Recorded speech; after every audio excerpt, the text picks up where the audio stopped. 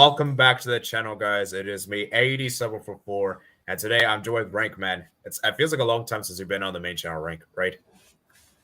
It does. It really does. Very excited to be back here and talk about the European competitions that happened today and yesterday as well. Yeah, and also, thank you guys. I want to start the stream off, and thank you guys for helping me reach 1,500 subscribers. It means a lot, guys. I really do appreciate you guys' support. And yeah, like I said, guys, remember, guys, community is the most important part of YouTube. Without a good community, your channel won't be where it is. So, I do appreciate you guys. It really does mean a lot.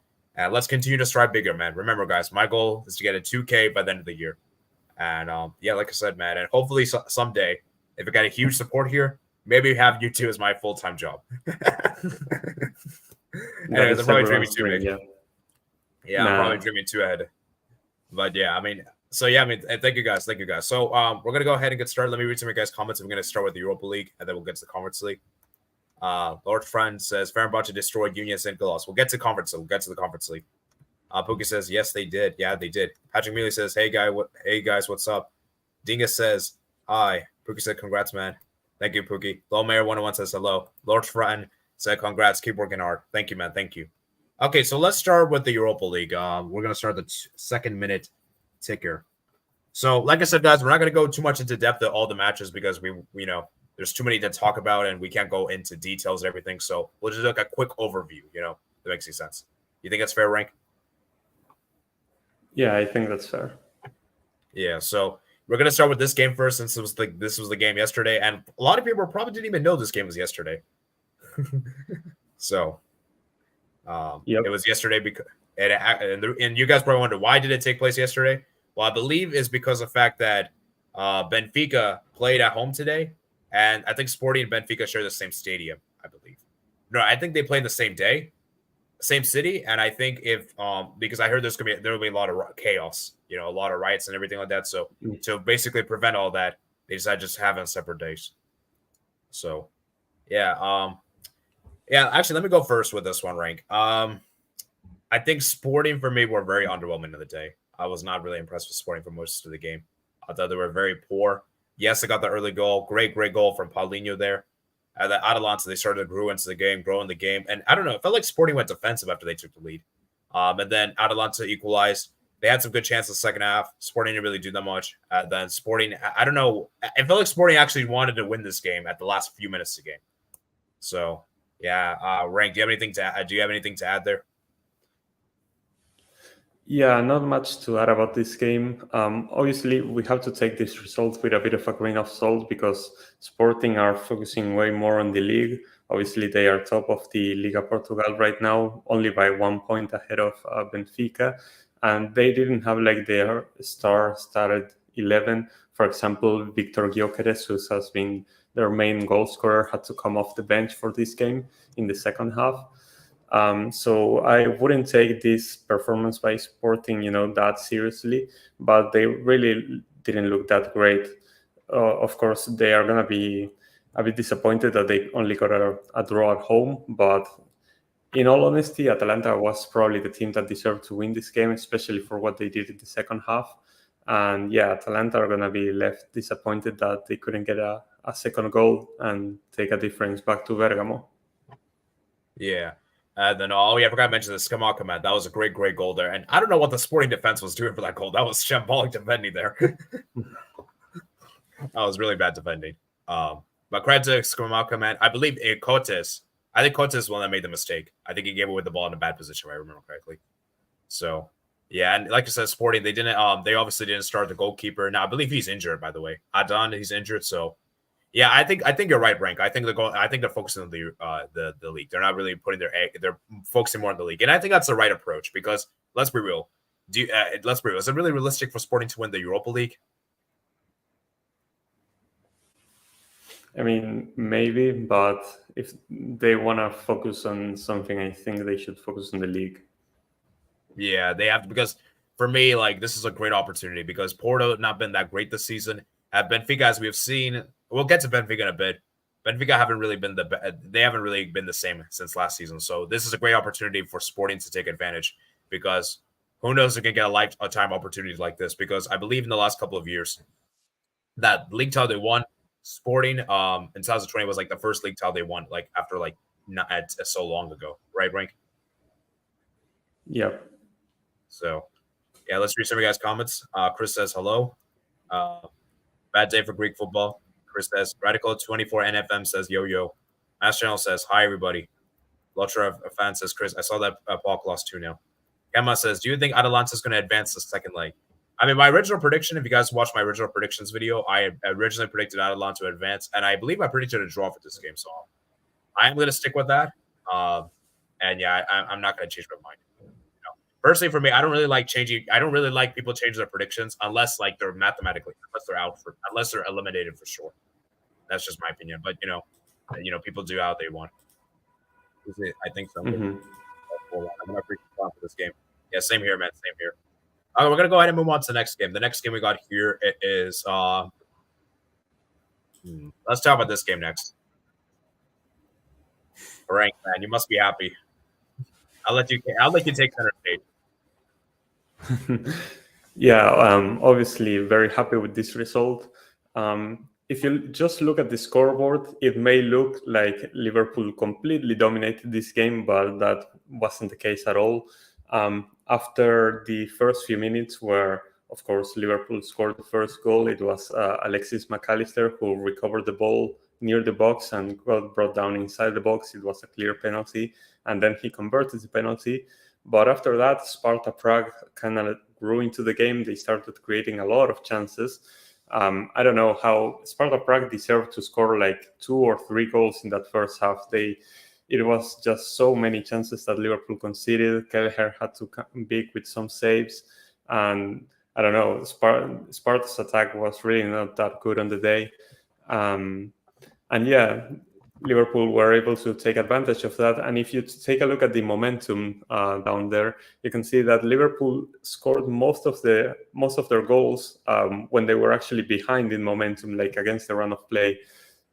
So I think that Sparta Prague, they created a lot of quality chances. They were good in the game, but they just weren't able to convert those chances. And Liverpool just have the quality that Sparta Prague don't, right?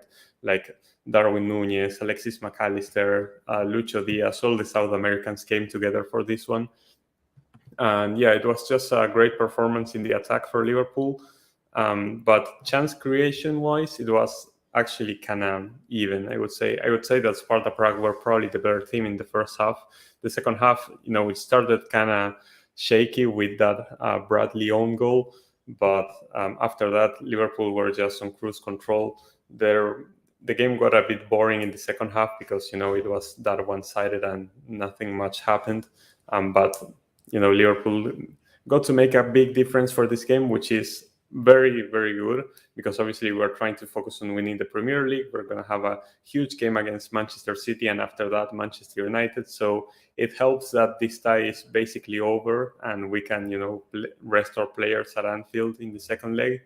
So yeah, it's obviously a great result. Yeah, and I want to give a shout out to, I don't know if Rank mentioned this, Keller is an amazing goalkeeper. I mean, how do you have 2 world-class goalkeepers in your club? That's insane. Like that's actually that's so unfair. That's so unfair. And yeah, then I think correct me if I'm wrong. I think Konate did a goal line clearance in this game. I think it was like early in the game. I think Sparta right at that moment. It was Joe Gomez, the one who did a goal line clearance. Sorry. I thought it was Konate. My bad. It was Joe Gomez. It was Joe Gomez, and I think Konate made something similar, like where he tried to also clear the ball away from the line. I think both of them kind of did. The one that I remember was by Joe Gomez, but Konate also did something similar. But like I said, Sparta Prague, they created a lot of chances. I don't know how they didn't score more goals. Like I said, their attack was just really not that great on the day. And Liverpool was very clinical, so that explains the result. Yeah, and Darwin Núñez, man, people need to give credit to Darwin Núñez because people have been ridiculous. People have been criticizing him and everything like that. The guy's been a really good goal scoring for him.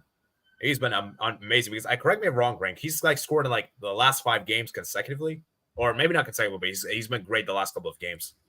So yeah, definitely, it's amazing.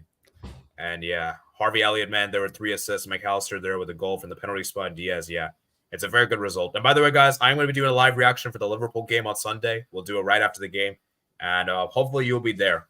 So I will be here no matter what. Oh man. And yeah, for Liverpool, man, yeah, the tie is basically. And you know what's crazy, man? Liverpool scored 5 away. 5 away. Usually Liverpool don't do this away from home, right, Frank? Yeah. We're not usually known for being an away team, but I don't know. In this case, sometimes the ball goes inside the net, and sometimes it doesn't. That's how the sport goes. Yeah. So that both guys, we're gonna talk about the Greek teams later, man. I want to discuss Europa League first, so it's not that I'm ignoring you guys. Just I want to. We'll get to the Greek stuff. We'll get to that later. Okay, to go through Leverkusen luck. We'll get to the Leverkusen game. Aruka away won't be easy this weekend. No, not luck. Yeah. That's true. That's true. Because Leverkusen, I know. I mean, they're the favorites.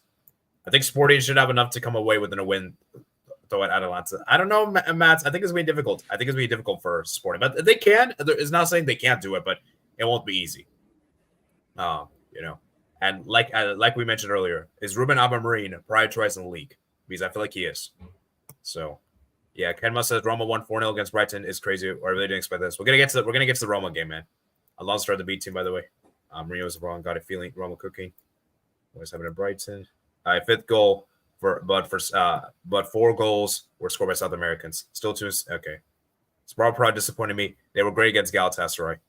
Master said, not a Nunes fan, but I don't ever criticize him. He's been on good form. No, I'm not saying you did, Matt. I'm just saying like the general people are. Like I've seen so many people on social media too. I've seen people on the Discord server. I've seen people just general. Do you agree, Rank, or am I capping around? No, definitely. I feel like people were initially clowning on Nunes because of the high transfer fee that Liverpool paid for him, and he was missing so many clear chances. But when you are getting those chances, it means that you are getting yourself into good positions, and it's just a matter of getting your confidence and actually scoring those chances. Yeah, and my thing is that I'd rather have a striker that actually misses a lot of chances than a striker that doesn't get any chances at all. Yeah. So yeah. And then one last thing I want to say about the Liverpool Roma. Not Liverpool Roma. Sparta Prague is that Sparta Prague, they were just unlucky in the day. So don't think Sparta Prague is a garbage team whatsoever. It's just that Liverpool is just one of the best teams in the world. And yeah, Sparta Prague disappointed me. They were great against Galatasaray. Oh yeah, fantastic. Like Galatasaray are really bad defensively in the game. So, there's a difference between Muslera and Keller. I think Keller is probably better than Muslera. Yeah, not all time, but currently for sure. Yeah, obviously not all time. Obviously no. But current form, yes. No, I'm just giving my personal views. I don't feel like I'm being accused. Okay, just make sure. I'm reading his link to Chelsea. All right, and that was about Roma 4, Brighton 0. Man, Brighton were so awful this game. They were so bad. I don't know what was up with Brighton defense. It just felt like Brighton were just so. I just felt like I don't know. Do you think because I'm trying to understand here because when you look at the starting 11, it looks like a pretty good 11. You have Welbeck, then you got Igor, Van Hecke, Steele, but the midfield was what really made me concerned. And why was that Cyprian benched? That was also another surprising thing. In Veltman and Ferguson, I was surprised with. But yeah, for me, what do you think this is down to? Was it down to the players, or was it down to the manager, or do you think it's a bit of both? I think it's a bit of both. This is one of those games that we often see come from Brighton. Brighton at times can look like they are one of the best teams in Europe, and at times they can look really, really bad. We've seen how they've lost games to Burnley, Sheffield, and this type of teams that they really shouldn't be losing to. And this is another one of those cases where they just concede 4 to a Roma team that, they have been improving a lot under De Rossi, but they are not really that amazing of a team if you look at the Serie A table. So, yeah, it's definitely really disappointing for Brighton, but I think that a loss was probably expected considering they were away at Rome. But 4-0 is just devastating. There's very little hope for them to come back in Brighton. It's going to be really difficult. But Roma, we have to obviously give them credit because ever since they sacked Mourinho, they've actually been looking a lot better. The attack seems to flow a lot better with, Dybala actually not getting injured and getting playtime. He gets to ball out and create a lot of goals. I think he has 6 goals plus assists in the last 3 games, which is really, really good. Lukaku has also been great. Paredes, El Shaarawy, like Pellegrini, all these players actually all fantastic for Roma. Defensively, I'm still not convinced, but Brighton didn't get to do anything this game. And yeah, it was just a great performance by Roma, and they are basically guaranteed to go through to the next round. Yeah, because I don't think Brighton is capable of scoring 4 goals and keeping a clean sheet. That's pretty unrealistic, I'd say. Mm-hmm. So, I wanted to say something about the Liverpool game. Just remember, Darwin Núñez, that first goal from him was very good. That was a good volley, I think. It was a good screamer. So, yeah, but anyways, get back to this game. Roma were just better, man. Dybala scored a very nice goal there. The way he's able to dribble past the team. And Paredes, man, with a world-class assist. And Paredes has been, I feel like Paredes is one of the most underappreciated players. I feel like he's been a player that's been not really been appreciated as much as he should be. It makes a great assist there. And I think Lukaku scored a very good goal there. I don't know what Dunk was doing there. Stupid error from him. Then El Shaarawy gets the assist for the was it the Mancini goal? I think the Mancini scored from the set piece, and then Cristante, yeah. And yeah, Brighton were just terrible, man. They were disorganized. The midfielders all over the place. And Roma were just amazing, man. De Rossi, he did a fantastic job with the team. And he's made the Roma team, their attacks look prolific. Roma's actually playing good football now. They're not playing this defensive football they were under Mourinho. They're not playing that stuff anymore. So, and it'd be really crazy, man. Mourinho is hoping that Roma doesn't win the Europa League. Because if Roma wins the Europa League, oh, man, Mourinho's going to be so mad. Very much. But yeah. And Roma, man. I mean, what do you think? One thing I want to ask you real quick, and then we'll get to the comments, is De Rossi the real deal, or we have to see, you have to see more to be convinced? I have to see more to be convinced. Obviously, I feel like Mourinho was definitely not helped by the fact that Dybala was injured a lot of the time, so he couldn't have his best player on the pitch and just have to resort to those defensive tactics a lot. Whenever Dybala is on the pitch, Roma look completely different. They look so much more creative. So I want to give Mourinho the benefit of the doubt, and I want to see more from De Rossi because I feel like this Roma team has a lot of individual quality, and I want to see if Roma can actually work under a system and not rely so much on individuality, if it makes sense. Yeah. I agree with Rank as well. I think it's too early to say. And for people saying that De Zerbi is a terrible manager just for this game, you guys are just being reactionary. You guys are extremely being reactionary because De Zerbi is still a great coach, and it's just one of those games where you're just going to get outclassed, and I think De Zerbi, for me, the injuries, I think, is causing issues with the team, like Ansu Fati, and obviously you have players like Joao Pedro, Mitoma. These are like important players for Brighton. These are really important players. Solly March as well. And yeah, I just think for Brighton, man, it's just the inexperience, Like, let's be real. This Roma team have way more experienced players than this Brighton team do. So, yeah. We'll see, man. We'll see what happens. And yeah, for Brighton, man, disappointing, man. But remember, this is the first time they've been in European football for a long time. So keep it with a grain of salt, guys. And remember, Brighton still topped the Europa League group. That was one of the group of deaths, guys, with Marseille, Ajax, and AEK Athens. So that's still very commendable. Do you agree, Rank? Yeah, obviously. Like Brighton are, in the spec of the world, Brighton is a tiny club, and what they're doing is completely amazing. And, having one bad game against a historic team like Roma doesn't undo everything that you've done so far. Yeah, I just, it's just the nature of football fans are so reactionary. Like, say, oh, look, he's a terrible manager and this stuff, But, like, keep in mind, context is key. Like I said, 2 players were injured, Mitoma and Joao Pedro. These were, like, important players for them. And like I said, there's, like, Roma team is way more experienced, than Brighton. So, there's that. Okay, let's read some of you guys' comments. Where are we? Okay. Got a feeling Javi Alonso. Okay, we'll get to that in a bit. What's happening to Brighton?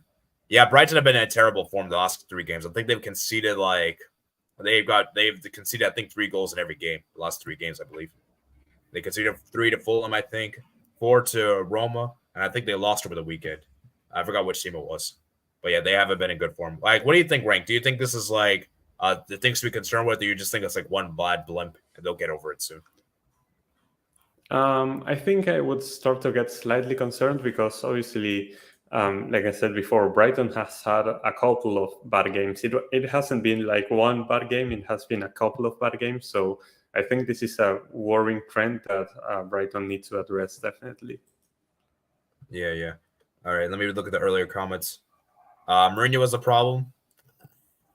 I don't know. I don't know. I mean, I'm not sure. Was Mourinho really the problem for Roma? No, I don't think so. Yeah, I just feel like the thing is, like, I think the Roma team just needed something fresh. I think they needed a new personnel change. Mm-hmm. And yeah, you can see how this Roma team is dynamic now because who knows? If Mourinho had stayed, I don't know. Because I'll be honest with you, if Mourinho stayed, I don't think Roma wins 4-0 against Brighton. I don't think they do. So, yeah. But like I said, though, who knows, man? Who knows? It's crazy, man. Roma cooking. Roma won 4-0 against Brighton is crazy. I didn't expect this. Yeah. To be fair, Brighton lost 2 key midfielders. I had Roma going deep with Mourinho. Mourinho would be happy for the fans they connected with. Roma been looking good with the manager change, but even for this, I knew this matchup would I would bet on Roma. De Rossi's unleashing the attack, enhanced by the managerial change. De Rossi ball's been working. I think Roma's chance of winning the Europa League have been enhanced. On his career. We're in the Fatih Vinny debate. Oh man, Sheffield United. De Rossi just signed the contract. Yeah, I mean he's probably gonna sign the contract. Has he actually been the permanent coach, or he's like on like just the interim coach? I forgot exactly. I feel like he's interim for now, like at least until July. Yeah. Okay. I mean, assuming that Roma keeps doing well, I think he's going to probably be the permanent coach within the season. Yeah. By the managerial change. Why are there so many good Italian managers? That's a good question. I don't know how to answer. I can't answer this, unfortunately. But that's a good debate. Yeah. I don't have the information for to give the answer, but Italy has always been known for 2 things: managers and defenders. So this is definitely a debate to be had. Like what is it about Italy that makes them so great? Yeah, and it's crazy. The national team has not been great, but the managers have been amazing, and they've had some world-class defenders over the years. So, anyways, I gotta get. Actually, maybe we should ask Doodle this question. I don't know if Doodle is watching. Hope Asman plays more. All right. I still see Roma going for regardless. Same. Roma, Leverkusen, Liverpool should make semi unless they play each other. I have a feeling Milan will choke. Ooh, we'll get to Milan, man. We'll go to Milan. I don't think Mourinho was a problem. Yeah, I don't really think he was a problem. I just think that Roma just needs something fresh. They need something different. Quarterback 2, Leverkusen 2, man. Oh man. Oh wow. Quarterback, man. They almost did the unthinkable. They were 2-0 up against Leverkusen, and everyone was thinking that Leverkusen were going to lose the game. But then once Florian Wirtz scored a goal, I was thinking to myself, yeah, I think Leverkusen is going to. People were on my Discord server saying that they were already going to lose this game, and I said, hold your horses, mate. Wait for full time. And Leverkusen scored right at the end there with Patrick Schick. So yeah, I mean, Xabi Alonso, man, he did start the B team. Keep in mind, because players like Pavar aren't really the starter. It's obviously Radecki. Obviously, Iglesias is not supposed to be a starter. Frimpong was benched. Wirtz was benched. Xhaka, Stanisic, Schick. These are like regular starters for them. And the fact that Leverkusen still managed to get a draw from this game after how bad they were the first half is amazing. The mentality of this team is unbelievable. Yeah, what do you think, Rank? Yeah, I mean, this was an insane game. We all know that going away to Karabakh is always going to be difficult because it's such a long trip. And yeah, obviously Leverkusen playing their B team since they are focusing on winning the Bundesliga for the first time in their history, which would be great for them. So obviously they are kind of taking the Europa League as a bit of a sideshow for now. But they got a great result here, obviously 2-2 away from home. They can probably try and win the the home game next. So yeah, this is overall a really good result for Leverkusen. And like you said, they just refuse to lose a game. I don't know how they keep doing it. I think it's now 35 games unbeaten. So Karabakh, it's going to feel really bad because they really had a chance to take a lead in this tie, and they just couldn't close it out. And now they have an uphill battle in Germany, which they are going to try their best, I suppose. Yeah, no, yeah. Shout out to Benzea and Junior scoring the 2 goals, man. And yeah, Malik is a quarterback, man. They're a good team, man. Good team. So, yeah, a shout out to Xabi Alonso, man. The guy's done an unbelievable job. Let's see. I knew Leverkusen was going to come back, to be honest. Leverkusen need one loss to fall apart. We'll see, man. Let's see, HKR. Because that's the thing. Like, how will they react to losing a game? Because if they go on a complete meltdown, it's going to be so sad. Yeah, this won't sound believable, but I expected a good result from quarterback. Oh wow, that's amazing, Radical. That's amazing. HKR says unbeaten run is not necessarily a good thing. What do you mean it's not a good thing? Huh? Lord Frutch says quarterback's underrated. Quarterback almost won it. Insane. What HKR means, I think it's that it can make you. What do you mean? Like, I forgot the word, but arrogant. Arrogant was compliant. It can make you compliant, I think. Like, it can make you believe that you have no flaws, and that's when you get exposed at some point. Yeah, quarterback almost won it. Would be good if quarterback won against Leverkusen on the road ahead of the Norris Holiday Azerbaijan. Ooh, I actually didn't know about the Holiday. HKR, but I don't see them losing. I rated 2-0 win for Leverkusen, I think. By the Norris is probably Azerbaijan, a holiday which celebrates the start of spring there. Ooh, that's interesting. Thank you for letting me know, Patrick. I did not know that. Pookie says, okay. I could see the losing ones. They go on a losing draw and run. Remember Liverpool 1920? Their scraping matches of winning. Now I don't know where they lost to Watford. Well, I think HKR, you have to. Those are 2 different situations. Okay, I don't think it's comparable whatsoever. Do you go rank? Yeah, I agree. Matt Jones says, given the circumstances, Bayer Leverkusen will take the draw. Leverkusen shouldn't feel comfortable with this result, mostly because quarterback played Leverkusen already this season, and they have a good manager that prepared them, while Leverkusen wasn't trying so hard. Leverkusen cook them at home. Xabi Alonso must start the starting 11 the second, like true Pookie. Nor is also in Iran. Overconfident, overestimated, or complacent. Probably complacent is probably the right word. Yeah, complacent was the word I was thinking. I completely forgot. Yeah. Okay, I'm trying let's see. I don't know. Oh, I didn't read this comment. I don't know who got the 5th goal, but 4 goals were scored by South Americans. I've got a feeling Xabi Alonso is going to have unrealistic expectations. Won't be as good as the coach in the future. I hope I'm wrong. We'll see. All right. I think I read all the comments, I think. Okay, we're going to go ahead and move on to the 5th game. 5th game we got here is Marseille for Villarreal 0. Oh, gosh. Well, Eddie seems okay. He just turned on the light. So, okay. I mean, there's not much to say about this game, honestly. There was only one team on the pitch throughout the entire game. Marseille were so superior. Villarreal were atrocious. They did nothing this game. They did nothing offensively. They did nothing defensively. They got a player sent off. And Marseille just ran with the game and deservedly scored 4. Super Aubameyang scoring a brace there. And yeah, like nothing else to comment on this game. One team played great and the other team just showed up because they had to and, didn't care to actually play the game, and the result speaks for itself. Yeah. And it's actually crazy. Both these teams have been in terrible form in the domestic leagues. And you would think this match would be close. In reality, it wasn't close. And you know what the crazy thing is? The Marseille coach, Marcelino Gareca, he was the Marseille coach at the beginning of the season. The Villarreal coach, yeah. Yeah, Villarreal coach. Like, that's insane. And the Marseille coach is the coach that got sacked at the AFCON for losing 4-0 to Equatorial Guinea at home. Yeah. The craziness, man, the craziness. But yeah, I mean, Marseille, man, you got to give credit to them because this team, there has been a lot of, and they haven't been great this season. And the fact that they managed to win this game 4-0 against Villarreal is impressive. I know Villarreal has been bad this season. Let's be real. They haven't been great as they were last season. But Villarreal is still a good team. They still have good players. So you still have Danny Pereira still there. You still have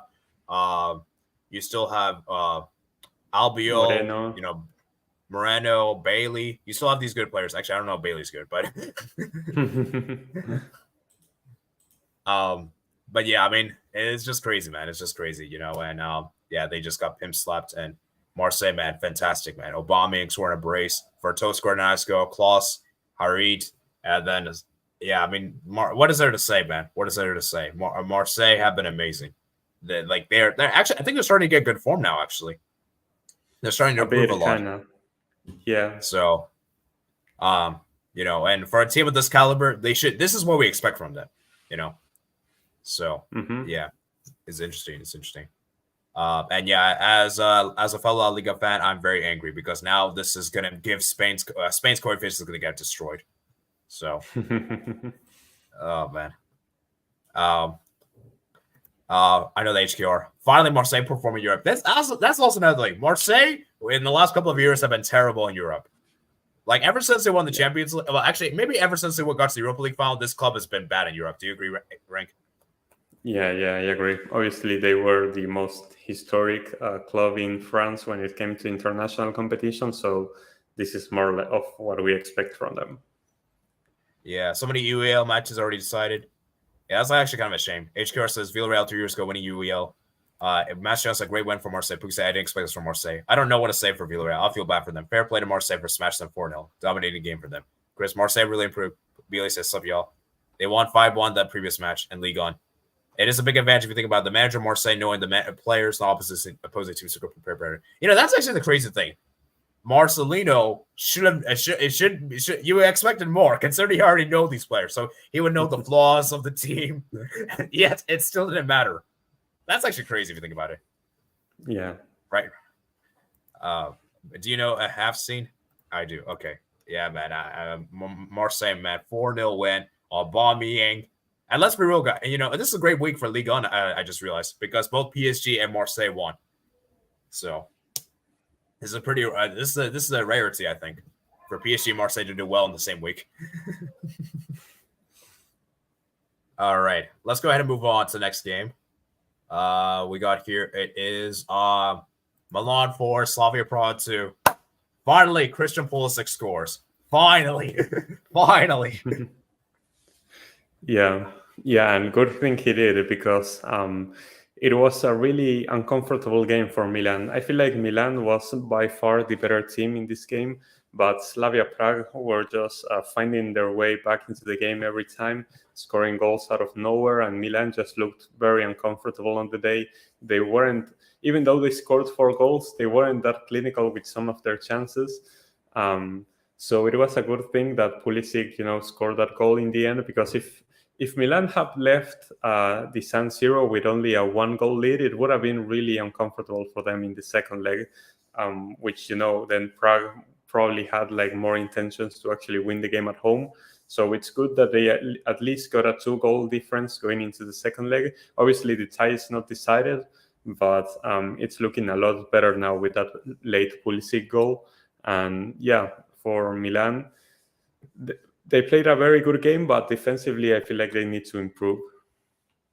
Yeah, I agree. And I love your Giroud, man. I don't know how Olivier Giroud keeps coming to clutch every single time. I just feel like this guy, it doesn't matter how old the guy is, he's still coming to clutch with the goals. It's not his fault that he's this handsome. And then obviously, Slavia Prague scored an amazing equalizer there. And then Reinders scored a fantastic goal. And Loftus-Cheek, man. Gareth Southgate, are you watching? Man, it feels like every player that leaves Chelsea is just great. That's actually true. Loftus-Cheek, scored a nice goal there. Nice header, man. And then obviously the second goal, man. Ivan Šurenc. And you know what? When they scored the second goal, I was like, okay, man, it's going to be done. And then Pulisic comes up clutch in the 85th minute. And it's also crazy, man. Slavia did this even down a man as well. That's insane. Mm-hmm. Yeah. I forgot to mention that. So, yeah, Diouf, man, getting benched. And, yeah, man, I don't know if Gareth Southgate was watching because he needs to be watching because Loftus-Cheek, I repeat, needs to be in that squad, at least the preliminary squad for the Euros. I don't know Maybe if not he's watching because he wasn't trying to get Tomori into the squad when Milan won the Serie A. So I don't think he watches Italian football, sadly. Oh, man. Actually, speaking of which, Tomori actually got benched for this game, which was actually interesting. I mean, Tomori is not what he used to be, I think. Yeah, Tomori's fallen off. And yeah, man, like I said, Milan, they were great offensively. Defensively, we're terrible, man. Defensively, we're terrible. So, yeah. Oh, yeah, actually, I forgot to mention this. Thank you for mentioning this, Spooky. According to a certain American public, drawing 3 red cards the last 3 games of epic stat, Pulisic. Oh, yeah, Pulisic, man. He's been able to give opponents hard times. So I guess that's good. But Pulisic, and you gotta focus on goal scoring. That's the primary thing, you know. All right. Oh, was it the Villarreal coach that was Marseille? I thought it was opposite. No. Like the Marseille coach was a former. No, sorry. The Villarreal coach was a former Marseille coach. Yeah. Right. Remember the Europa League anthem from the part of last decade? No, I don't remember. I'm just here for the oh. H goes, LeBron James of soccer. Kanma says, Slavia scored 2 goals with 10 men. Yeah, I think he meant 10 men, not means. Master said, I repeat, Ruben Loftus-Cheek should be the England squad. Yeah, that's like, if Gareth Southgate dares call Calvin Phillips or Loftus-Cheek, dares do that. I dare you to do that, by the way. We're going to get to Calvin Phillips, man. But yeah, I mean, Loftus-Cheek has to be there over Calvin Phillips. I'm sorry, Calvin Phillips cannot be in the squad. Why did Milan concede 2 goals every game and score a late goal? It's always 3-2 or 4-2. Because the defense is bad, man. Defensively, they're not good. That's a simple answer. Mm-hmm. Yeah. Great reference. Tapping and benched. I rated Slavia to give Milan big props and maybe even pass them. It's a shame that early red ruined their plans, but they can still do something at home. Oh, yeah. Like, I think Slavia can't, because like I said, guys, Czech teams are really underrated. I said this before, and I'm going to choose to say this again. Don't underestimate Czech teams. Czech teams are solid. They're good teams. So I do think Slavia could maybe make a comeback. But I think the key for Slavia is they have to score first and second leg. Do you agree, Rink? Yeah, I agree with that. HCR says England midfield, Calvin Phillips, Ward. Loftus-Cheek. Oh, my God. Calvin Phillips. Ward. Oh, my God. Ward Prowse. I bet he's going to call Jordan Henderson again because of his Ajax form. Oh, my God. Jordan Henderson shouldn't be starting. When I read your LeBron James soccer comment, I heard Sebastian, the AC Milan fans, voice in my head. Bench Bellingham, crazy low. It's a joke. Obviously, his Rice Trent Bellingham low. Old Europa League anthem was good, but the current one is good too. Rennes gave AC Milan some trouble in the away leg. Oh, yeah. I could see a scenario where Slavia might win, but Milan will score enough goals. Like, I could see maybe Slavia winning 3-2, but unfortunately, they'll still be out. So, yeah. Now should be Henderson. Oh my God, Milner. Oh my God, Milner. Okay, let's move on, man. Let's move on. Next up, it is Benfica 2, Rangers 2. I'm still not convinced with Benfica. I'm still not convinced. Do you agree, Rink?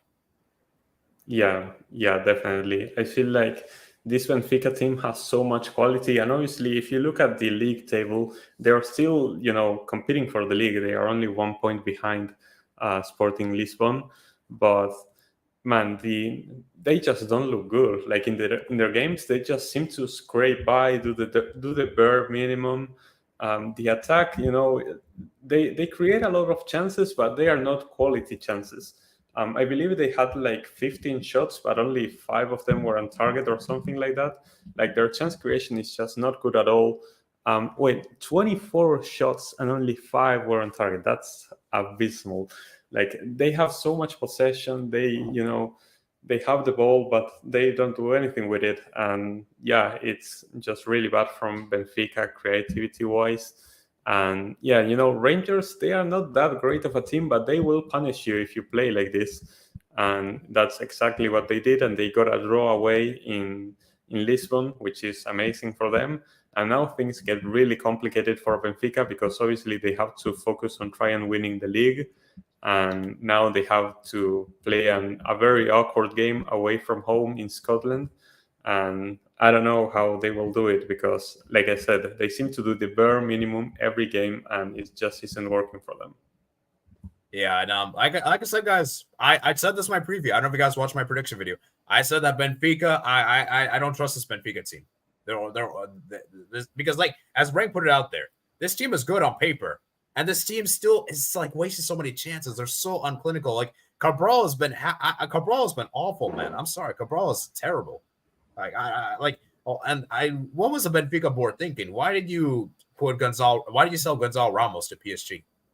Like he was one of your best players, and I just think that for me, Benfica, man, they just need that natural striker, and they sold Musa to FC Dallas, and I know Musa isn't that great, but I would rather sell Musa. Actually, you know what? Actually, Rank, I want to ask you this question: would you rather Musa or Cabral? I think Musa, honestly. Yeah, like come on, man. Like he's a younger striker. Musa is way younger. So yeah, and I don't know, man. Benfica, man. I call this team Benfica, honestly. Like this team is like what? Because for me, that was not a penalty there. That was a very, very harsh penalty, in my opinion. That should not have been a penalty. And Di Maria scored the equalizer there, and then obviously Lawrence scored a great header there. Great. And then I credit to Rangers because they scored right after conceding that undeserved penalty.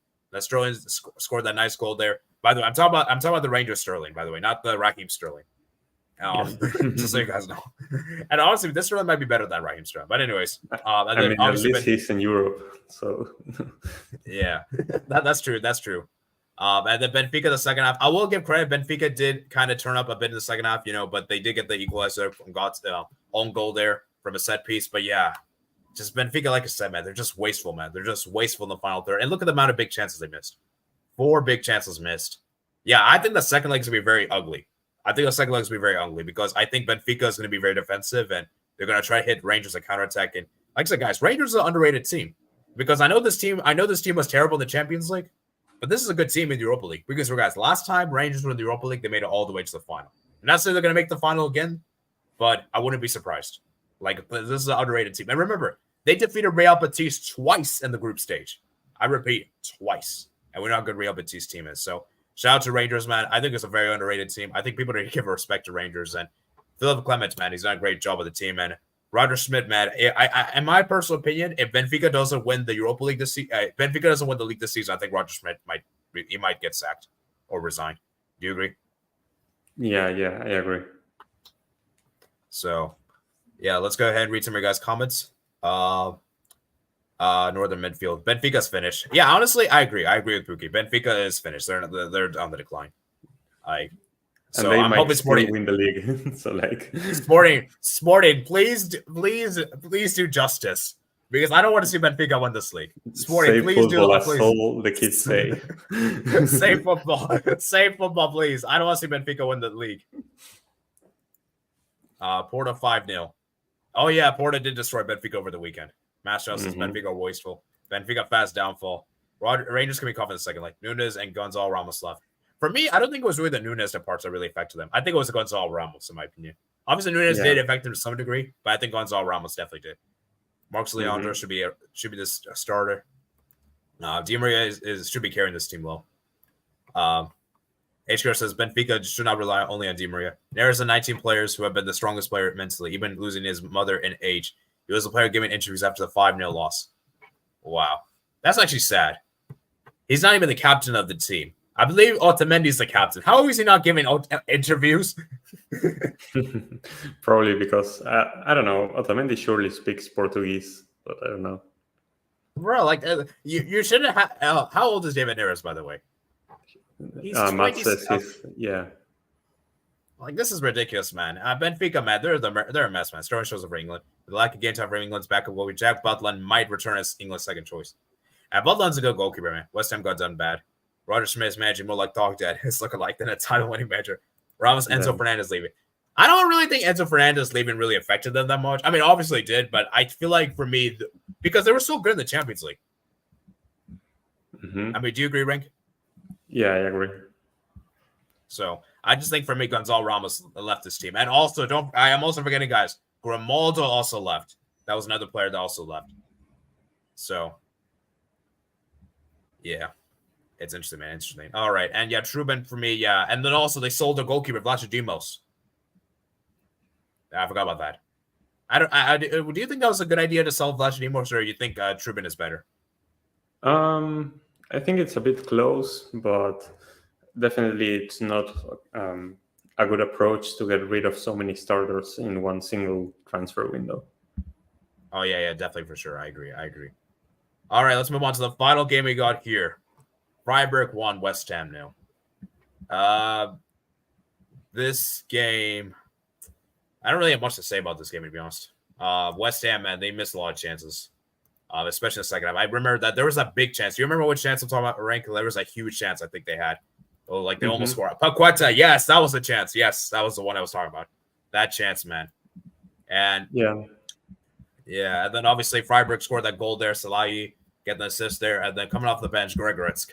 You know what is up with strike these super subs coming out clutch for Freiburg? It did it like against the what was the team called it? Lens, right?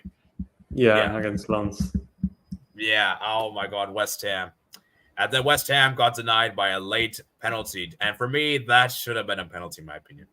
But yeah, so yeah, I mean, what do you think, Rank, about this one? Do you think West Ham should be concerned, or do you think it's just a one-off game? I feel like it was a one-off game because I think this game was actually pretty close. You know, I feel like a draw would have been deserved, either a 0-0 or a 1-1. Obviously, like you mentioned, Lucas Paqueta missing that huge chance where he was basically in front of the goal and sent it over the crossbar. And I saw his reaction was sad. He knows how big of a chance it was. Yeah. You could say in a way that this was a game of two halves where probably Freiburg were the better team in the first half and West Ham were the better team in the second. But in the end, it was Freiburg who scored against the run of play in the second half. And yeah, obviously Freiburg are going to be happy that they made a difference at home, because otherwise going away to London with only a draw would have been kind of bad for them. And West Ham, they are going to have to do some heavy lifting to, turn this tie around, which, it's obviously this tie is completely open. It's anyone's game at this point. So yeah, the second leg is going to be fantastic, I feel, because both teams have their sparks of good football, and I feel like it could be a very entertaining match. Yeah, definitely. All right, let's see some of guys' comments. Grimaldo has always been good. Yeah, Grimaldo is a really underrated player, man. Really underrated. Lamasiatal could under former Real Madrid player. Vlachodimos has made a terrible decision joining Nottingham Forest. Oh yeah, Nottingham Forest, man. Like it feels like Nottingham Forest is just signing everyone. If you want to join us, we'll sign you. Yeah, exactly. Oh my geez, like dude, they have so many goalkeepers, man. It's ridiculous. Oh man. Okay. Anyways, Rangers missed a gold opportunity to win the Europa League trophy. I don't see them having such a good chance anytime soon. I mean, Frankfurt's not here this time around, so maybe there is a chance, But yeah, I mean, I don't know. I wouldn't sleep on Rangers, guys. I think Rangers could be a dark horse. I'm not even joking around. I'm being serious. I'm not even joking around. I think they could be. Grimaldo is unlocked in Bundesliga, but from average to insane. Otamendi got sent up, so he might not have been allowed. But Di Maria, Cabral, and all those are superiors. Yeah, that's the point. Like, isn't Di Maria the vice captain? I don't think. I probably, yeah, he is. So, like, Di Maria should have given the cat. Like David Neres shouldn't be giving the speech, the interview. He shouldn't be doing that. Grimaldo's always been good. I think West Ham will come back in the second leg, potentially. Benfica had a lot of easy games, easy home games before the bad form occurred. West Ham wasn't that good, to be honest. They should have got that pen. Freiburg have been conceding a lot, if I'm not mistaken. So clean sheet is good for them. Chris says, I haven't watched the action, but I heard the ref gave an offensive foul before the penalty. At least West Ham will have the home crowd behind them. Maybe the best in the Premier League. 1-0 down is not bad. They're going to make them pay in the second, like Pookie says. Lol. All right, man. We're going to get to the conference league. We're going to get to the conference league. So we spent around 49 minutes. Jeez. I did not think that would take that long. But I guess we're going to probably speed through the conference league. Probably like 20 to 30 minutes. All right, man. Let's go ahead and do this, man. So let me get the timestamp here. So we're going to start the 50th minute. Yeah, guys, we're going to do the conference league real quick. We're not going to do that long because, like I said, we need to bounce soon. So, yeah. Let's go ahead and start right here. Okay. Ajax 0, Aston Villa 0. This was a bad game to watch. There wasn't really a whole lot of action, and you can see right here, guys. Look at the XG. Look at the shots and look at the shots on target.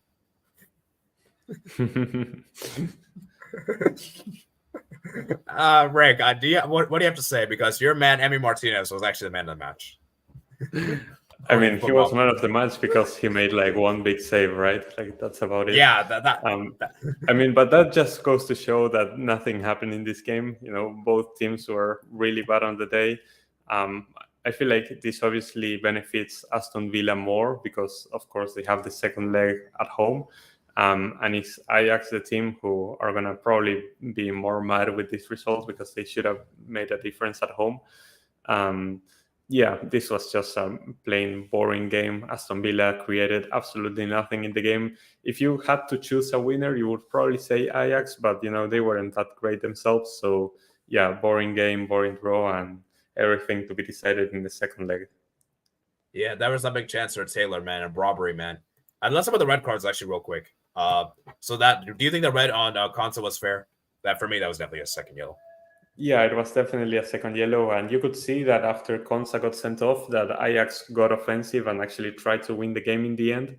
But then they got a red card themselves, and the game died again. Yeah, so it was a clumsy mistake. So yeah, and I believe the Konsa one was definitely a denial of a goal scoring opportunity. So like he had to make the intervention because personally, for me, if Konsa didn't make that challenge, Ajax could have maybe won the game. They could have maybe won. Although to be fair, I don't know. Do you think it's hard to say because we don't know to this day? But Emi Martinez, he's a great goalkeeper, so he may have denied it. But let's just say that Aston Villa is more happier of the two teams. And yeah, for Ajax, man, very disappointing. And yeah, I mean, Henderson was actually one of the best players, which is actually kind of sad. Yeah. Oh man. So, yeah. Oh man, that's crazy, man. That's crazy. All right. I agree, Rangers are dark horse, but it's hard to see them going all the way. But maybe I'm wrong. Yeah, I mean, we'll see, man. We'll see. I don't think Rangers will win the Europa League personally. I have Milan win the Europa League, but I think they can make it go far. They could go far. More to the Europa League makes sense. Yeah. Villa fan Josh A from the stands predicted a 4-0 win. Okay, I know Ajax is not great, but come on, 4-0 win is crazy. Away at Amsterdam. Come on, man. Do you agree? Yeah, that is a crazy prediction to make. Cookie said, I think Aston Villa wanted the draw. I don't know. I mean, kind of looking at how they played. Probably. How does a goalkeeper get mad at a match with the opponents having 0.2 XG? No, I think Aston Villa was the one with 0.2 XG. Oh, okay. Villa number one contenders. Villa's the only team that can keep the Conference League cleared and blue because West Ham are the holders. Okay, let's move on to the next game. Molde 2, Club Brugge. Club Brugge 1. Club Brugge, man. Disappointment. Yeah, the Norwegian clubs, man, they keep proving me wrong. And you know what's crazy, guys? they haven't played a competitive game at all this year. And they're still putting up this kind of madness. This is insane. Do you agree, Rank? Yeah, this is insane. Again, Bruges kind of disappointing on the day. You could see that they created more chances, but Molde were just the more clinical team. Yeah, it's just disappointing. But obviously, just one goal deficit is not the worst thing in the world for Club Bruges. But still, it's a good result for Molde, especially with the amount of chances they created. And yeah, they are proving all the doubters wrong, like you said. Yeah, Zanovic scored a nice goal there. And then Club Brugge did get a lifeline with that penalty there. Very, very silly error. Very silly. I forgot which player gave away the handball.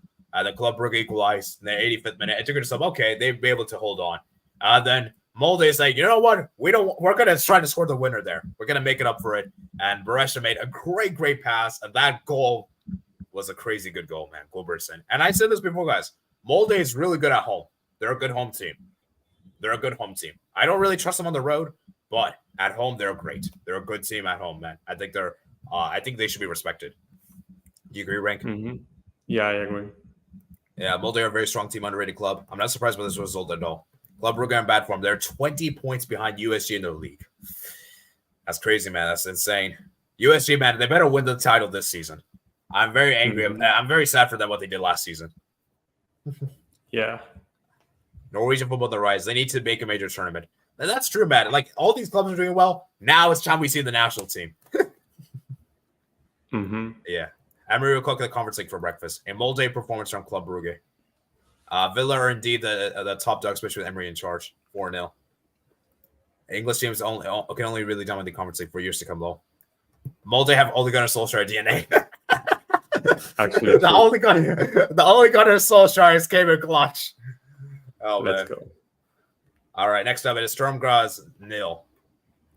Leo 3. Oh, man. Leo, man, they were just clinical on the day. They were just clinical. Sturm Graz, man, just disappointment, man. And there was like huge chance. I don't know if you know this. I think it was like this guy from Liverpool. He's a loanee. I think you guys have, and he missed a big chance, I think, for Sturm Graz. I forgot the guy's name. You probably know better than I do. I don't remember off the top of my head. Okay. But yeah, there was that one guy. But yeah, I mean, for Leo, man, they were just clinical in the day. Obviously, Jonathan David's been an insane goal-scoring form. And let's see if Jonathan David could replicate this in a major international tournament. So we'll say that topic for another time. But yeah, I mean, for Leo, man, they were just amazing, man. Great performance from them. The 28th minute goal there from Jonathan David. And the second goal was a bit of a fortuitous goal, in my opinion. And the third goal, man, to finish it off there. And yes, it was Angel Gomez, man. So yeah, I mean, anything to add here, Rank, for this one? I mean, not really. I feel like Lille were just by far the better team. Sturm Graz, they were holding on at the start, but it all fell apart when Jonathan David scored that goal. And yeah, Lille just completely dominated from then on and just killed off the game. And it's going to be extremely difficult for Sturm Graz to do anything in the second leg now. Oh, it's this guy. I think it was this guy, Sakaria. Yeah, that was the guy I think I was talking about. Yeah. Do you recognize him? Yeah. Now that you mention him. Yeah. He was probably the best chance. Yeah, for like Sturm Graz, man. I don't think they did anything wrong. It was just they got outclassed. They just got outclassed. It's just simple as that. In my opinion. So yeah, they just got outclassed. I really thought Sturm could do more, but it's not even close. Where are Lille's chances in terms of contention to win? Yeah, Leo's the only French team left in the Conference League. Because let's be real, we don't expect Marseille to win the Europa League, and we probably don't expect PSG to win the Champions League. So Lille is probably the best hope for France. Do you agree? Yeah, I agree. I feel like it's a pretty doable tournament for them if they want it. Yeah. So yeah, I mean, we'll see. What chance for me? I think Lille. I can't see them make I think the semis this max. I don't think they can make past semis. That's the furthest I could see. So no, I feel like they can win it, but I will give it like a 15% chance. Yeah, I would favor Aston Villa. I think Aston Villa, Fiorentina are like stronger teams, and maybe Fenerbahce. Yeah.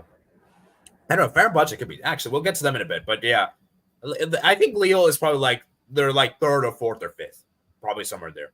I think most of us would agree Aston Villa and Fiorentina are better than them, right? Yeah.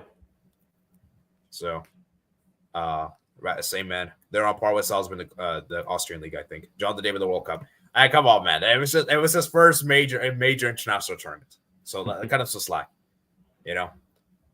Well, actually, no, it's not his first major international tournament because the Gold Cup was. But you get the point. Like that was Canada's first ever World Cup. But this time around, Copa America has to show up. I'm not going to give any excuses for the Copa America. Do you think that's fair? Yeah, I think that's fair. Okay. Leo must be winning so much of the competition. Well, not much. In terms of Leo and PSG's chances, the Swedish Alexi Lalas would disagree, or at least have something to say. I think Salzburg are 2 points above them. I'm not sure if Fiorentina are that much better than Leo. I mean, I think Fiorentina are better than them when you look at their squad as a whole, but maybe Leo. Yeah, I mean, it's tough to say. It's tough to say. Okay, the Olympiacos won, Maccabi Tel Aviv 4. Oh my God! Tel Aviv. Wow, this is a huge win for Maccabi Tel Aviv, and a lot of people underestimate this team, including myself. And Zahivi is just that goal scorer, man. He's just that guy, man. So yeah, man. Rank, what's your thoughts on this game? Because this, I think, for me, I don't think Olympiacos were that bad. It's just that I think one team was just clinical, one team wasn't. I think that was the difference. Do you agree? Yeah. I mean, I agree, but you could tell by the momentum that Maccabi Tel Aviv just kind of dominated the first half, and that's something that you cannot allow being the home team. And yeah, it was just a disappointing performance overall from Olympiacos. And obviously, they tried getting back into the game. They played better in the second half, but they just didn't have enough in the tank to score some goals. And now they have an away game that it's going to be extremely difficult for them. I don't know how they can pull this comeback off. So it's looking really good for Maccabi Tel Aviv, who got an amazing result. Yeah, 4-1 away win in Olympiacos. Zahivi, man, and Milson, man, Perez, man. And this is good. They're actually coming up clutch in the right time because obviously Israel, we're going to have the World Cup, the Euro qualifiers later this month. So it's actually good that these players are on form. Do you agree, Rank? Yeah. So, and yeah, for Olympiacos, man, very disappointing for them. And yeah, Al-Kabi, man, that's probably the only bright spot for them. And he scored a nice header there. But yeah, Maccabi Tel Aviv were just clinical. And yeah, the goalkeeper, man, not very good rating. 2 saves out of 4. 6. I mean, he tried his best, man. But yeah, you can't really blame him for that. But yeah, shout out to Maccabi Tel Aviv, man. And obviously, I'm not going to get into political stuff here. So please don't bring that up here. We're not going to get into that stuff, man. Please don't bring that up. Okay. Anyone that brings it up, I'm gonna ban you for this channel. So it's a fair warning. Okay. Or actually, maybe not ban you, but I'll put you in timeout. I'll put you in timeout if you bring that political stuff. Do you agree, Rick? Sure. Yeah. Radical said WWW, man. Huge W. Olympiacos, bruh. Israeli teams did well. Disgraceful for Olympiacos, Master says. Yeah, this is disgraceful, man. If you're an Olympiacos fan, you must be devastated. Chris, the Greek teams always lose to Israelis for some reason. Yeah, man. Very, very insane. Fortunas. Okay. Let's go ahead and move on to the next game. The next game we got here, it is Servette 0, Victoria Pleasant 0. Servette is this team doesn't score enough goals, guys. I've said this team is just terrible when it comes to goal scoring for some reason. So, yeah, I mean, there's not really much to say about this game. Victoria Pleasant were pretty poor, I would say. Only created 1 shot on target. And yeah, Servette probably should have won. Nah, I don't even. Because I was watching on Paramount, and I don't even think they showed anything for this game. Yeah, the laws of show. Yeah, I mean, like Mats is saying, it's a boring tie, and it was a boring game in the end. You know, we have to give respect to Victoria Pleasant because obviously they were in the Champions League recently, and they are a pretty solid team. But you know, not as great as before. And Servette, they still have a lot to prove. And yeah, this tie just doesn't catch my attention, and we're just gonna have to see who advances in the second leg. Yeah, that's true. Israel teams did better. I think Maccabi will do the unthinkable. We've been in terrible form in the league. A big part was Milson missing the AFCON, but now that he's back, we're looking good again. Ooh, okay, that's interesting. Thank you for letting me know. I actually did not know that. He's an important player. Matt says boring tie. We said Servette. I predicted them to win 1-0. Oh man. Yeah, I'm gonna also you guys. If Servette scores, it's gonna be 1 goal. They're not scoring more than 1 goal. Like this team doesn't score a lot of goals. All right. Next up it is. Let's go into this game, man. Dinamo Zagreb 2, PAOK 0. Petkovic, man, he finally shows up. Oh man. Yeah. And PAOK, man, they're very disappointing. Yeah, that's what I was going to say. I was disappointed with PAOK because obviously we saw how good they were in the group stage, you know, actually topping their group, which I did not expect. And I thought, okay, so this team is the real deal. So they are going to do great in the knockouts, but now they go away to Zagreb and they concede 2 goals, even though they were probably better in the first half. You know, once Dinamo Zagreb got their groove together, they just scored and just looked in control of the game. And yeah, they got a comfortable 2-0 lead, a good result for them to hold on to the second leg.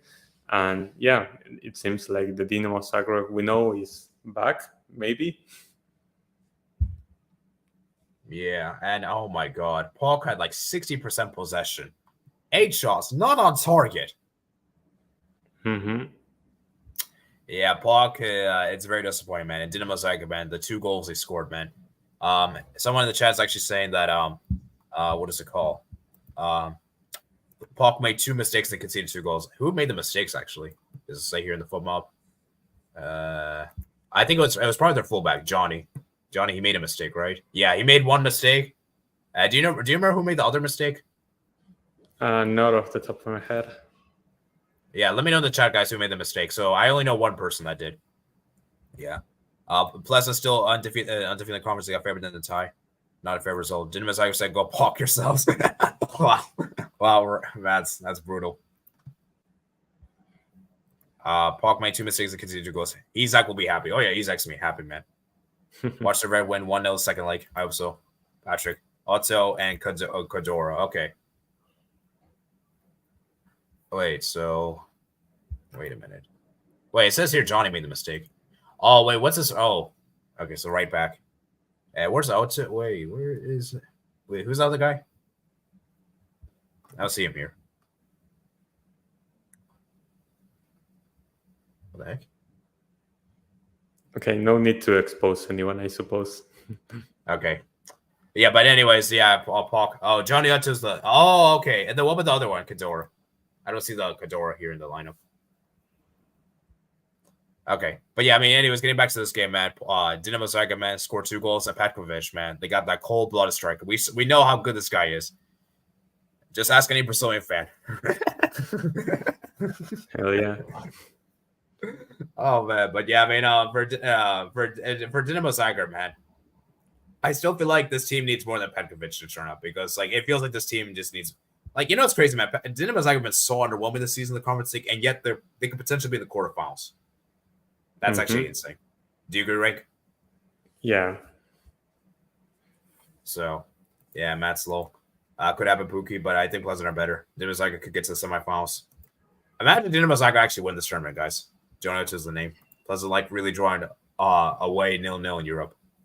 Yeah, man. All right, next up it is. Let's save that game for last. And Union SG, man. They got destroyed at home. Yeah, it feels so bad because it feels like for most of this game they were in control, but obviously you had Michi Batshuayi, who is obviously Belgian, kind of betraying them and scoring a goal in the 20th minute.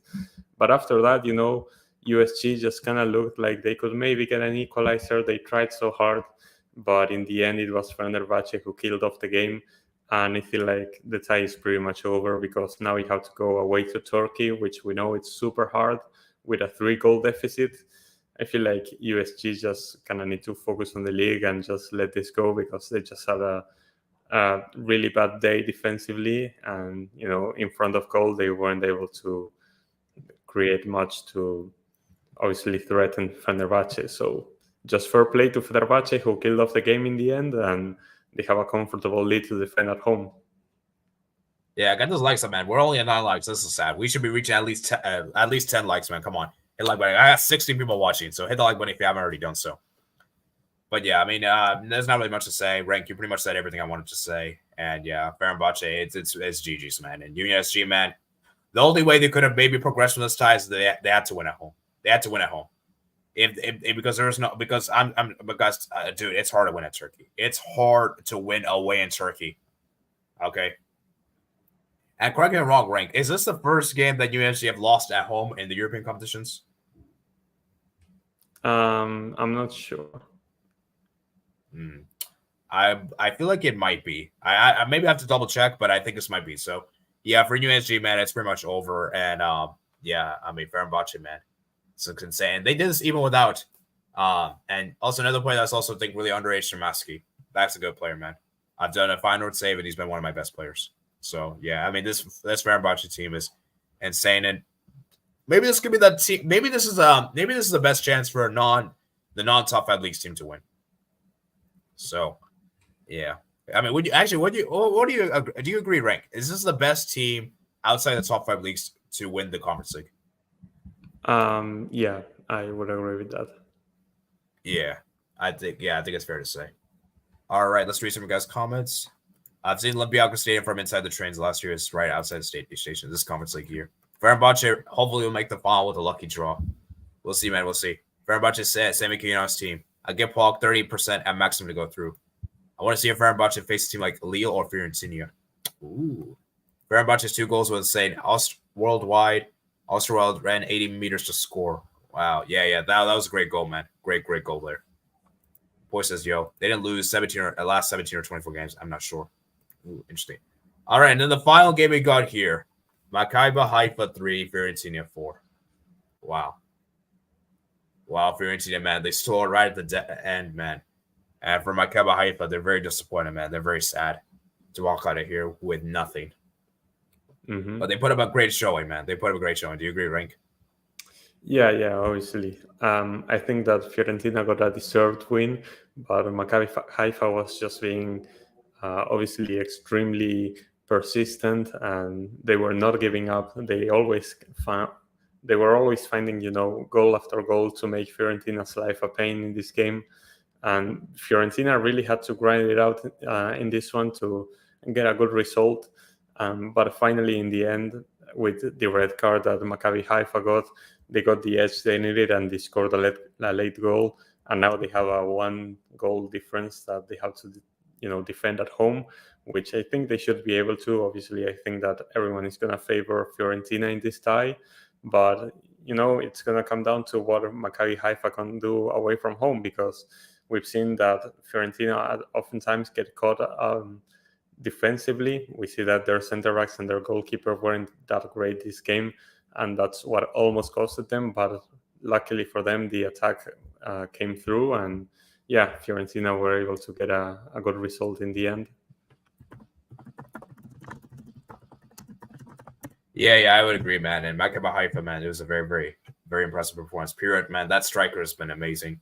And Fiorentina defensively were very shaky, man. Very shaky because, no disrespect to Maccabi Haifa, but if you're scoring 4 goals, you should be able to.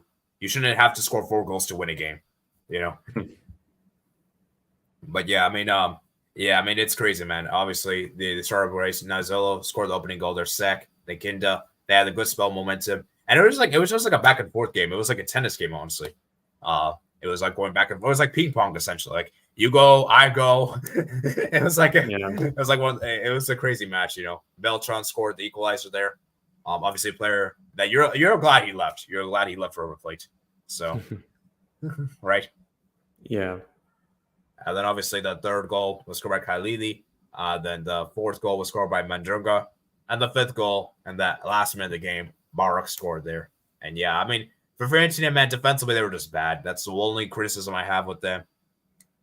But Maccabi Haifa, man, they showed up, man. They were clinical in the day, and that's the difference, man. And Fiorentina, man, they're one of the favorites for this competition, and they should, we'll see, they should be able to make the next round. So let's go read some of your guys' comments.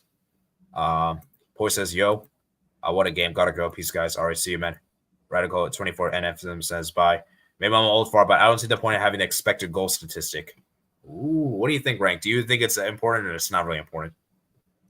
I think it's a good way to measure which team created the better chances. I don't know if it helps, tell you which team was better or which team deserved to win, but at least which team created the better chances. And, if they wasted, if they overperformed, they're underperformed. I feel like it's a good statistic to have.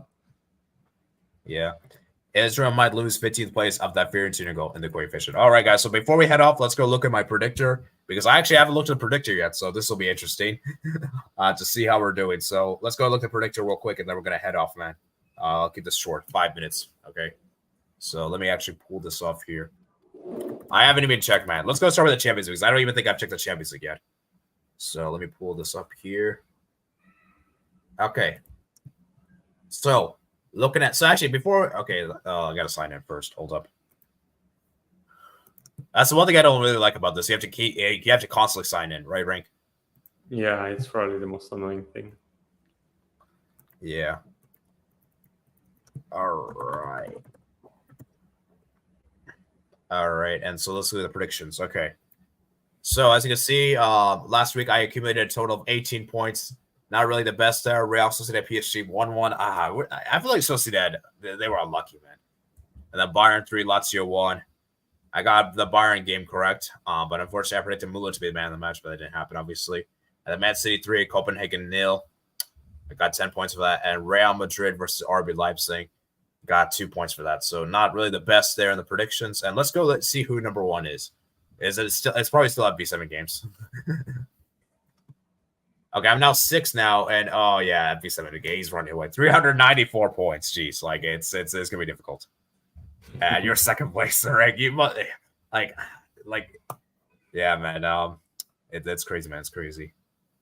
Third, Theodore. Fourth, man. I'm in the Europa League spot, man. This is actually sad. Oh man. All right, now let's go look at the Conference League. Actually, let's go to the Europa League now. Europa League. I don't know how I'm still second in the Champions League because I missed like this week's match day. Yeah, I guess that's impressive, man. I guess that's good to see. Okay, Sporting 1, Atalanta 1. I got that correct exactly. Leverkusen, thank God they did the comeback because I would have been in big trouble. Oh my God, Roma Brighton prediction was awful. Liverpool, okay, got that correct. Milan 3. Dang, messed up there. Dang. I got this one correct, so I'm happy with that one. And 4 points. Okay, so I got a total of 28 points. I did better than the second leg of the playoffs. That's pretty good. Week. Yeah, and I'm fourth. I'm fourth in the league. I'm top 4 in this, and Pookie is first with 380 points. Yeah, the title is gonna be tough. It's gonna be tough for me to win it, but we'll keep going. The Conference League time, real quick. They're gonna head off. Actually, let me see where you are ranked in the Europa League one. No, I don't. Oh my God! Oh, you just overtook me. Yep. Dang! Wow. All right. Then let's look at the Conference League. Real quick, predictions. Okay. 6. Oh my God! Wait, I only got 3 points for the second leg last week. Oh my God! I can't believe I got 3 points. Oh my God! I'm ashamed. Olympia. Oh my God! This was a garbage rating. Olympiacos. Okay, I got this one correct at least. I at least got Mold to score 2 goals. Molde scored 2 goals. This was bad. This was bad. This was bad. And this was bad. And this was bad. Yeah, I think my conferencing predictions was probably the worst of the 3. Let's go look at where I am at. I'm 6th in the league. And Adam is number 1. And where are you? Hey, Rank, you're above me. Oh my God, I'm doing terrible. Like, oh my God, I'm doing so bad. Yeah, I think it's GG, man. I think it's GG for the Conference League. Oh man. All right, let's read some of you guys' final comments. Kool-Aid says Uzi is him. Suarez 2.0. Ranks responsibly interesting. How's it going at 80 in rank? I didn't predict man the matches this week. Ryder got pin sub by Roma. Yeah, we talked about that earlier in the stream, man. So let me see how many likes were on today's stream, and then we're gonna head off in a few minutes. Rank, do you have anything to say before we head off? Well, it was a great week of European action, and we're gonna be back, obviously, whenever the second legs are, and hopefully we are going to see some great games. Yeah, and I'm hoping that the matches don't go to extra time because, or penalty shootout because that's going to have to delay the stream. So hopefully that doesn't happen. So, yeah, it's going to be interesting. So, like I said, guys, there'll be times in the description below for you guys that are watching the replay. Like I said, and I'll see you guys for tomorrow for the Barca match reaction against Mallorca. We'll have to do that one very quick because I have to do a member stream afterwards. The Saturday, I might do a Q&A, guys. Saturday, I might do a Q&A stream. And the Sunday, obviously, the huge game rank, Liverpool versus Man City this weekend. So, yeah. It's a big game. And those upcoming streams, man. A lot of streams upcoming, man. A lot of streams upcoming. So, it's going to be interesting. So, that may be some of you guys' final comments. Not man of the match. First goal scores. I didn't even realize you could predict that stuff. And FC Barcelona says, "Dear Lord, shall we on a Friday?" You know what? I like matches on Friday, guys. I think matches on Friday are actually good because I feel like Saturday and Sunday was like too much going on. You know, there's way too much football. You know, Friday's barely that much. So I like this on a Friday. Barcelona beat Mallorca. We better, Mats. We better. All right. Before we head off, is there anything you want to say? Yeah, actually, I don't think there's much more to say. So I hope you guys did enjoy. I'll see you guys next Thursday for the Europa League and Conference League second leg reactions. And yes, thank you guys for watching. Guys, to like and subscribe. And once again, thank you guys for 1.5K subscribers. Do appreciate it. And I'll see you guys later, man. Peace out.